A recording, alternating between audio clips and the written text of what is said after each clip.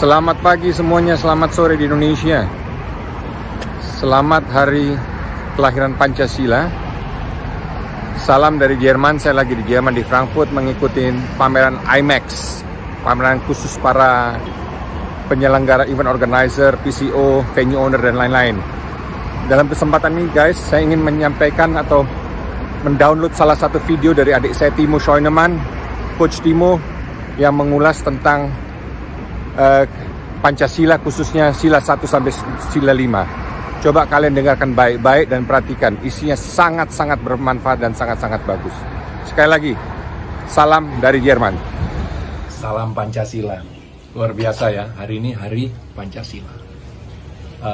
Saya mau share sedikit tentang Pancasila, bagaimana Pancasila itu luar biasa. Dari sisi pemilihan kata, dari sisi nilainya tentu saja, tapi juga dari sisi penempatan sila-silanya. Ya, ini pandangan saya sendiri, interpretasi saya sendiri, karena dimulai dari dulu saya suka salah antara sila kedua sama sila keempat, suka tertukar gitu kan. Jadi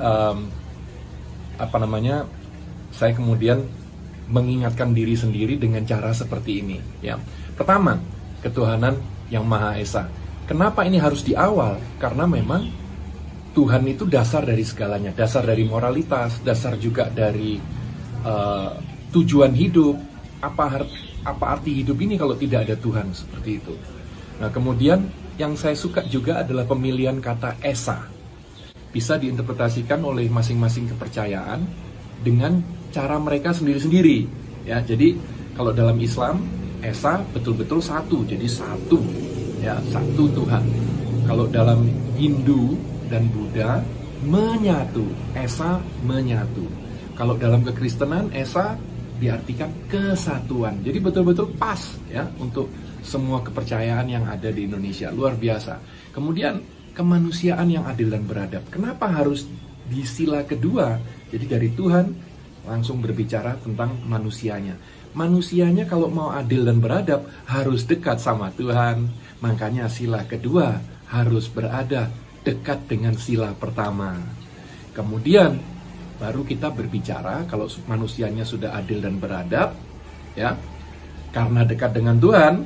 Kalau tidak adil dan tidak beradab berarti nggak dekat dengan Tuhan dong.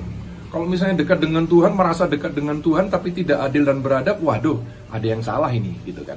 Nah, kalau sudah adil dan beradab, kita bisa berbicara tentang nomor 3, persatuan Indonesia. Karena kalau tidak adil, tidak beradab, waduh, sulit menyatukan, gitu kan, kepentingan masing-masing agama, masing-masing suku dan pulau-pulau yang begitu luar biasa banyak di Indonesia. Oke, kenapa persatuan Indonesia ada di tengah? Ya, betul-betul nomor 3 kan, 2 di kiri, 2 di kanan, gitu kan. Karena menyatukan, persatuan Indonesia bukan hanya menyatukan Pancasila, ya, berada di tengah, gitu ya, cocok.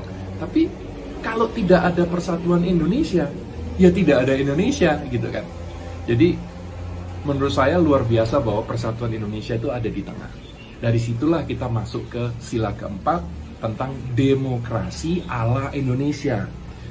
Kerakyatan yang dipimpin oleh hikmat kebijaksanaan dalam permusyawaratan perwakilan. Jadi dengan kata lain, demokrasi ala Indonesia yang tidak menyampingkan nilai-nilai leluhur kita, gitu. Karena kalau kita lihat leluhur Indonesia, mereka welcome pada semua bangsa. Silakan, monggo datang. Tapi jangan sampai mengganggu. Jadi yang ada di Indonesia itu sebenarnya bukan WNI, WNA, bukan suku A, suku B, suku C, bukan agama A, B, C, D, bukan etnis ini, etnis itu, bukan. Hanya ada 2 sebenarnya. Orang-orang yang membantu Indonesia membangun, atau orang-orang yang merusak Indonesia, mengganggu Indonesia. Hanya ada 2 macam orang di Indonesia. Dari situ kita masuk ke sila kelima, keadilan sosial bagi seluruh rakyat Indonesia. Kenapa ditaruh di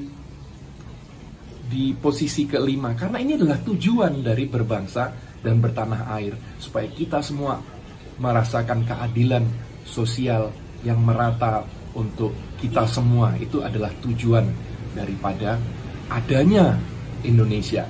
Jadi itu tadi pemahaman saya tentang Pancasila, luar biasa ya. Jadi mohon betul-betul dijaga Pancasila ini, karena yang membuat Indonesia begitu spesial adalah justru penyatuan dari begitu banyak bahasa, ya, suku dan agama. Itu yang membuat betul-betul Indonesia ini spesial. Kemajemukan Indonesia yang membuat Indonesia spesial, dan itu harus dijaga. Tidak akan datang dengan sendirinya. Jadi sama kalau di bola, tidak akan datang talenta-talenta yang luar biasa yang bisa diharapkan oleh timnas Indonesia. Tidak bisa.